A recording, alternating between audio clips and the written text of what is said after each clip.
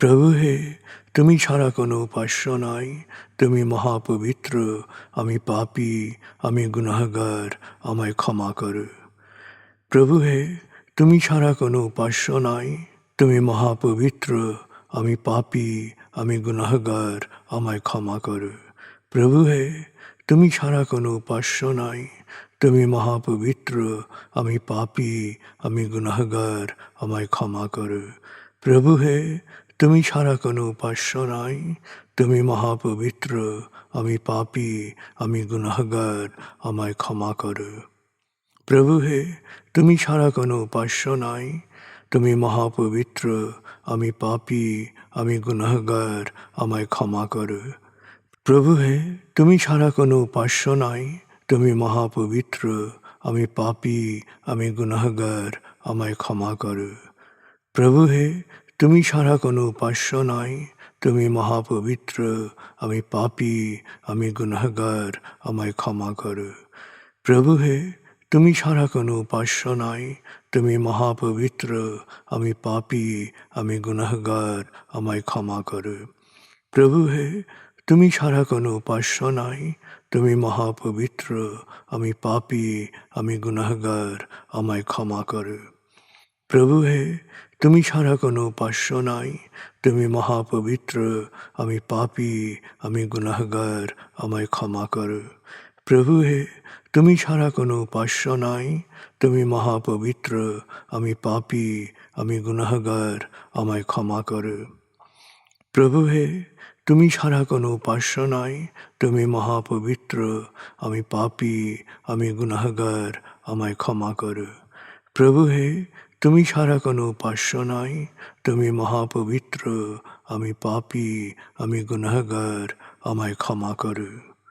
প্রভু হে, তুমি ছাড়া কোনো উপাস্য নাই, তুমি মহাপবিত্র, আমি পাপী, আমি গুনাহগার, আমায় ক্ষমা করো।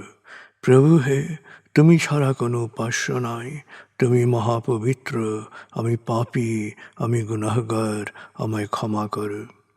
প্রভু হে, তুমি ছাড়া কোনো উপাস্য নাই, তুমি মহাপবিত্র, আমি পাপী, আমি গুনাহগার, আমায় ক্ষমা করো। প্রভু হে, তুমি ছাড়া কোনো উপাস্য নাই, তুমি মহাপবিত্র, আমি পাপী, আমি গুনাহগার, আমায় ক্ষমা করো। প্রভু হে, তুমি ছাড়া কোনো উপাস্য নাই, তুমি মহাপবিত্র, আমি পাপী, আমি গুনাহগার, আমায় ক্ষমা করো।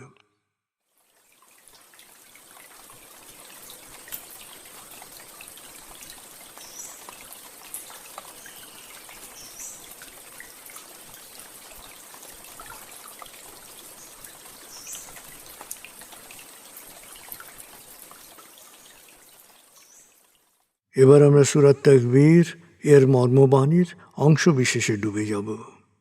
তারপর ডুবে যাব আজকের জন্য নির্ধারিত সূরার তেলাওয়াত ও মর্মবাণীতে। 81 সূরা তাকবীর। দয়াময় মেহেরবান আল্লাহর নামে। যখন সূর্য অন্ধকারে ঢেকে যাবে, যখন তারকারাজি নিজেদের আলো হারাবে, যখন পর্বতমালা মরীচিকার ন্যায় উধাও হবে, যখন পূর্ণ গর্ভবতী উটনী পরিত্যক্ত হবে, যখন সকল বন্য পশুকে একত্র করা হবে, যখন সমুদ্রের জলরাশি স্ফীত হবে, যখন দেহে আবার আত্মা সংযুক্ত হবে, যখন জীবন্ত কবর দেয়া শিশুকন্যাকে জিজ্ঞেস করা হবে কি অপরাধে তাকে হত্যা করা হয়েছিল, যখন প্রত্যেকের আমলনামা দেখানো হবে, যখন আকাশের আবরণ সরানো হবে, যখন জাহান্নামের আগুন গনগনে লাল করা হবে, যখন জান্নাতকে দৃশ্যমান করা হবে, সেদিন প্রত্যেকেই জানতে পারবে কি পরিণতির জন্যে সে নিজেকে প্রস্তুত করেছে, বুঝতে পারবে কি করা উচিত ছিল আর কি করা উচিত হয়নি।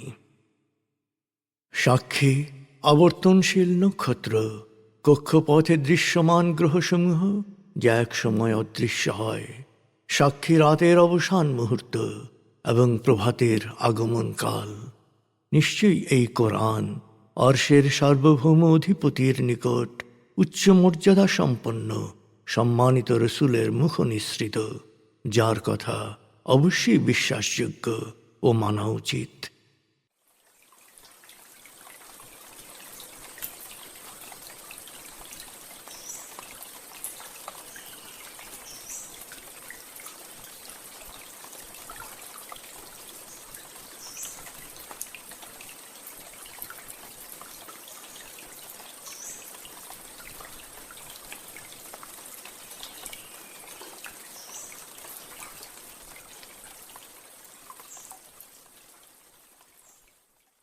এবার আমরা সূরা শুআরা 141 থেকে 175 আয়াতের তেলাওয়াত ও মর্মবাণীর গভীরে ডুবে যাব।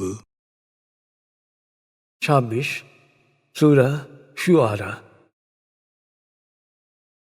بسم الله الرحمن الرحيم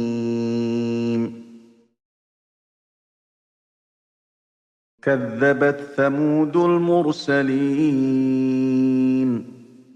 إذ قال لهم أخوهم صالح ألا تتقون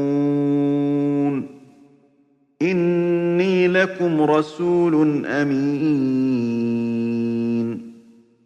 فاتقوا الله وأطيعون وما أسألكم عليه من أجر إن أجري إلا على رب العالمين أتتركون فيما هاهنا آمنين في جنات وعيون وزروع ونخل طلعها هضيم وتنحتون من الجبال بيوتا فارهين فاتقوا الله وأطيعون ولا تطيعوا أمر المسرفين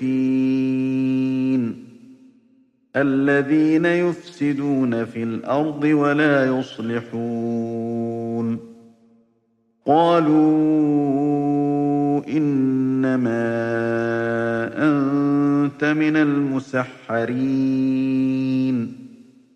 ما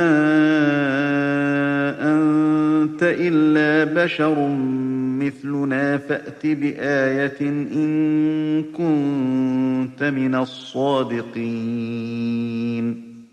قال هذه ناقة لها شرب ولكم شرب يوم معلوم ولا تمسوها بسوء فيأخذكم عذاب يوم عظيم فعقروها فأصبحوا نادمين فأخذهم العذاب إن في ذلك لآية وما كان أكثرهم مؤمنين وإن ربك لهو العزيز الرحيم كذبت قوم لوط المرسلين إذ قال لهم أخوهم لوط ألا تتقون إني لكم رسول أمين فاتقوا الله وأطيعون وما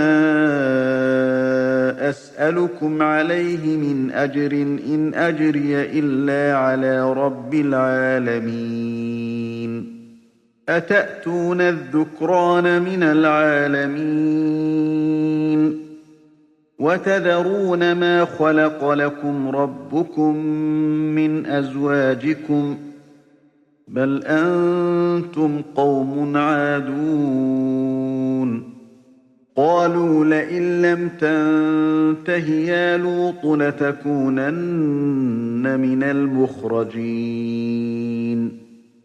قال إني لعملكم من القالين رب نجني وأهلي مما يعملون فنجيناه وأهله أجمعين إلا عجوزا في الغابرين ثم دمرنا الآخرين وأمطرنا عليهم مطرا فساء مطر المنذرين إن في ذلك لآية وما كان أكثرهم مؤمنين وإن ربك لهو العزيز الرحيم দয়াময় মেহেরবান আল্লাহর নামে। সামুদ সম্প্রদায়ও তাদের রসুলদের প্রত্যাখ্যান করেছিল। স্মরণ করো যখন সালেহ ওদের বলল, তোমরা কি আল্লাহ সচেতন হবে না? আমি তো তোমাদের কাছে আল্লাহর প্রেরিত রসুল, যাকে ভরসা করা যায়। অতএব আল্লাহ সচেতন হও এবং আমার আনুগত্য করো। আমি তো এই কাজের জন্যে তোমাদের কাছে কোনো প্রতিদান চাই না। আমার পুরস্কার তো রয়েছে মহাবিশ্বের প্রতিপালকের কাছে। সালেহ আরো বলল, হে আমার সম্প্রদায়, তোমরা কি মনে করেছ তোমাদেরকে পার্থিব ভোগ বিলাসের মধ্যে নিরাপদে ছেড়ে রাখা হবে? এই অঙ্কুরিত খেজুর বাগান, ঝর্ণা ও ফসলের ক্ষেতের মধ্যে নিশ্চিন্তে সময় কাটাবে? তোমরা দক্ষতার সাথে পাহাড় কেটে নির্মাণ করেছ বাড়িঘর। এখানে কি তোমরা চিরকাল থাকতে পারবে? অতএব হে আমার সম্প্রদায়, তোমরা আল্লাহ সচেতন হও ও আমার আনুগত্য করো। আর যারা পৃথিবীতে শান্তির পরিবর্তে অশান্তি ও ফাসাদ সৃষ্টি করে, সেই সীমালঙ্ঘনকারীদের অনুসরণ করো না। সম্প্রদায়ের নেতারা বলল, হে সালেহ, তুমি তো জাদুগ্রস্তদের একজন। তুমি তো আমাদের মতোই মানুষ। তোমার বক্তব্যে তুমি সত্যবাদী হলে তার নিদর্শন পেশ করো। সালেহ বলল, দেখো এই উটনি এবং তোমরা পালাক্রমে পানি পান করবে নির্দিষ্ট দিনে। এর কোনো ক্ষতি করো না। যদি কোনো ক্ষতি করো তবে ভয়ানক আযাব নেমে আসবে। কিন্তু ওরা উটনিকে নির্মমভাবে হত্যা করল। পরিণামে ওদের অনুতপ্ত হতে হল, কারণ ভয়ানক আযাব ওদের গ্রাস করল। নিঃসন্দেহে এই ঘটনায় সকল মানুষের জন্যেই শিক্ষণীয় নিদর্শন রয়েছে, যদি অধিকাংশই ইতিহাস থেকে শিক্ষা গ্রহণ করে না। নিশ্চয়ই তোমার প্রতিপালক মহাপরাক্রমশালী, পরম দয়ালু।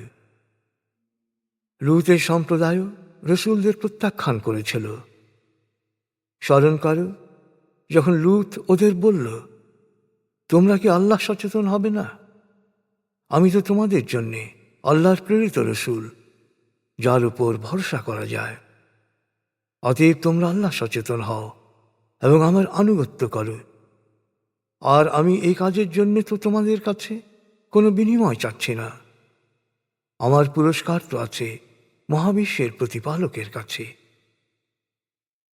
লূত গভীর মর্মপীড়া নিয়ে বলল, হে আমার সম্প্রদায়, সকল সৃষ্টির মধ্যে শুধু তোমরাই পুরুষের সঙ্গে উপগত হও, অথচ তোমাদের প্রতিপালক তোমাদের জন্যে যে স্ত্রীদের সৃষ্টি করেছেন তাদের পরিহার করো।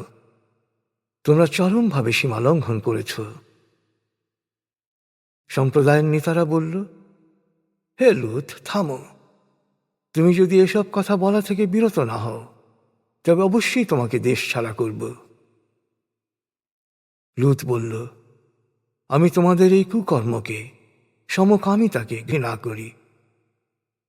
তারপর লূত প্রার্থনা করল, হে আমার প্রতিপালক, আমাকে ও আমার পরিবারকে এই কুকর্মের পরিণতি থেকে রক্ষা করো। আমি লূত ও তার পরিবারকে রক্ষা করলাম পেছনে থেকে যাওয়া এক বৃদ্ধাকে ছাড়া। এরপর শাস্তি হিসেবে বর্ষণ করলাম কঙ্কর বৃষ্টি, ধ্বংস করে দিলাম পুরো জনপদ। কত ভয়ঙ্কর ও নিকৃষ্ট ছিল এই কঙ্কর বৃষ্টি! এই ভয়ঙ্কর পরিণতি সম্পর্কে আগেই সতর্ক করা হয়েছিল, কিন্তু ওতে ওরা কর্ণপাত করেনি। এই ঘটনার মধ্যে সব মানুষের জন্যই শিক্ষণীয় নিদর্শন রয়েছে, যদিও অধিকাংশ মানুষই ইতিহাস থেকে শিক্ষা গ্রহণ করে না। নিশ্চয়ই তোমার প্রতিপালক মহাপরাক্রমশালী, পরম দয়ালু।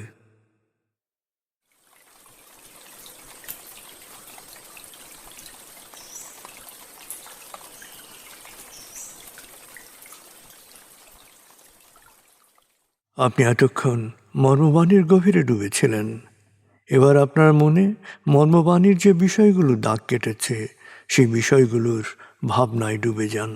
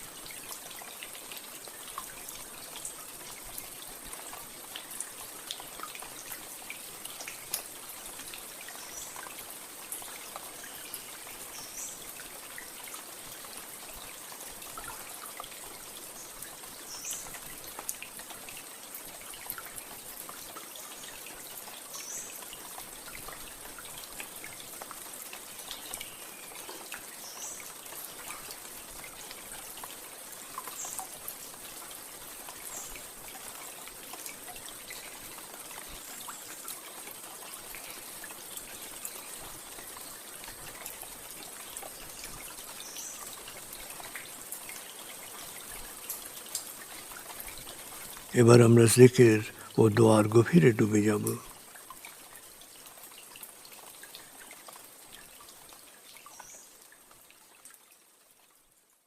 এবার হালকাভাবে চোখ বন্ধ করুন, লম্বা দম নিন, নাক দিয়ে দম নিন, আস্তে আস্তে মুখ দিয়ে দম ছাড়ুন। দম নেবেন পেটে, ছাড়বেন মুখ দিয়ে। দম নেওয়ার চেয়ে দম ছাড়তে সামান্য বেশি সময় নিন। দম নিতে নিতে ভাবুন প্রকৃতি থেকে অফুরন্ত প্রাণশক্তি শরীরে প্রবেশ করছে, আর দম ছাড়তে ছাড়তে ভাবুন শরীরের সকল দূষিত পদার্থ বাতাসের সাথে বেরিয়ে যাচ্ছে।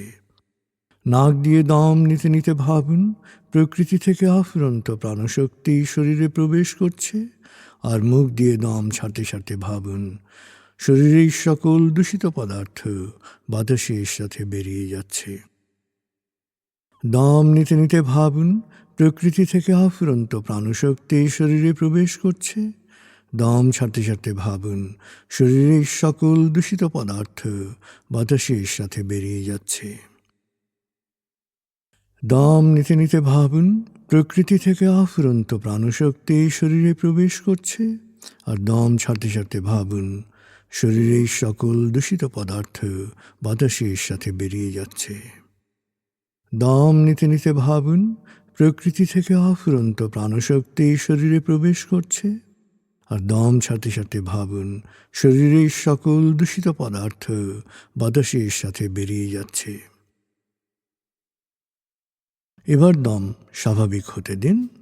স্বাভাবিকভাবে নাক দিয়ে দম নিয়ে নাক দিয়ে দম ছাড়ুন। আপনার অঙ্গ শিথিল ও নিষ্প্রাণ হয়ে আসছে। এবার নাক দিয়ে ধীরে ধীরে দম নিয়ে বেশ সময় নিয়ে ধীরে ধীরে নাক দিয়ে দম ছাড়ুন। দম নেওয়ার চেয়ে ছাড়ায় সময় একটু বেশি নিন। ধীরে ধীরে দম নিন,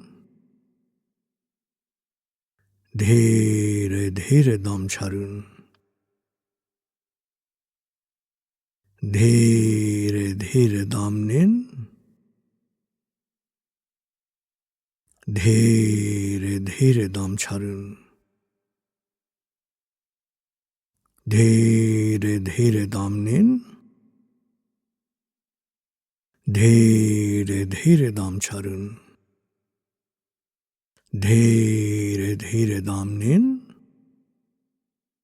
ধীরে ধীরে দম ছাড়ুন। ধীরে ধীরে দম নিন, ধীরে ধীরে দম ছাড়ুন। এবার দম স্বাভাবিক হতে দিন।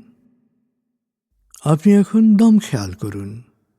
বাতাস নাক দিয়ে ফুসফুসে প্রবেশ করছে, আবার বেরিয়ে আসছে। আপনার পুরো মনোযোগ নাকে দমের প্রবেশ পথে দিন। বাতাস স্বাভাবিক যাওয়া আসা করুক, আপনি শুধু দম খেয়াল করুন।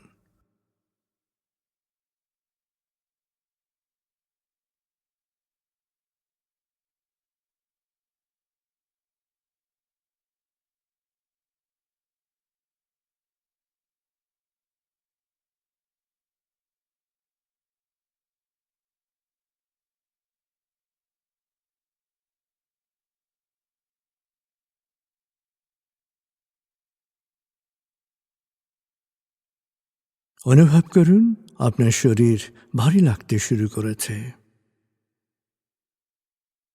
আরাম, আরাম, আরাম।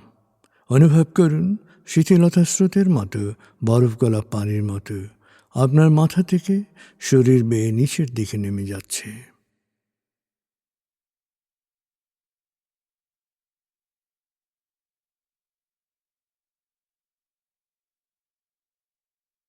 আপনি এখন পুরোপুরি শিথিল।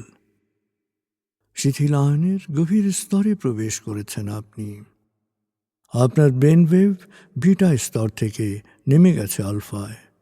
মনের বাড়ির পথে আপনি এখন আলফা স্টেশনে এসে পৌঁছেছেন। এই স্টেশনে আপনার জন্য রয়েছে বিশেষ ওয়েটিং রুম। আলফা স্টেশন থেকে আপনি এখন মনের বাড়িতে যাচ্ছেন। আমি গণনা শুরু করছি। 19। আপনি কল্পনা করুন শীতল নীল স্নিগ্ধ আলো বর্ষিত হচ্ছে আপনার উপর। আলোয় আপনি অবগাহন করছেন। আলোর এক সুন্দর পথে আপনি যাচ্ছেন মনের বাড়িতে। 18, 17, 16, 15। আলোর পথে পৌঁছে যাচ্ছেন মনের গভীর থেকে গভীরে। 14, 13, 12, 11। গভীর থেকে গভীরে। 10, 9, 8,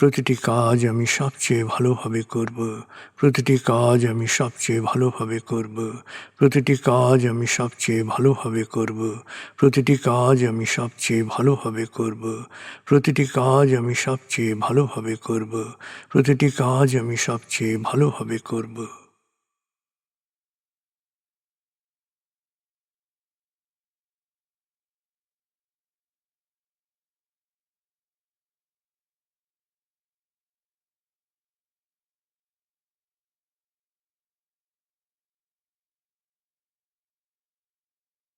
আপনি মনের এক গভীর অবস্থায় অবস্থান করছেন। এবার আপনি নিজের জন্যে বা অন্যের জন্যে বিশেষ একটি প্রার্থনায় মনোনিবেশ করুন।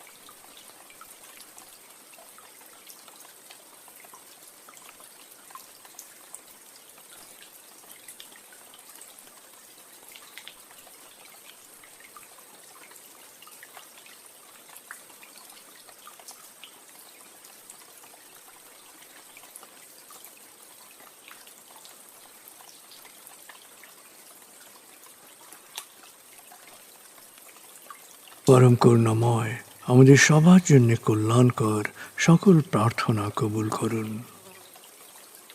আমিন।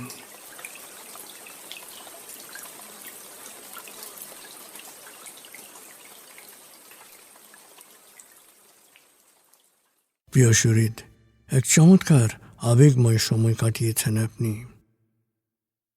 আমি এখন 0 থেকে 7 গণনা করব।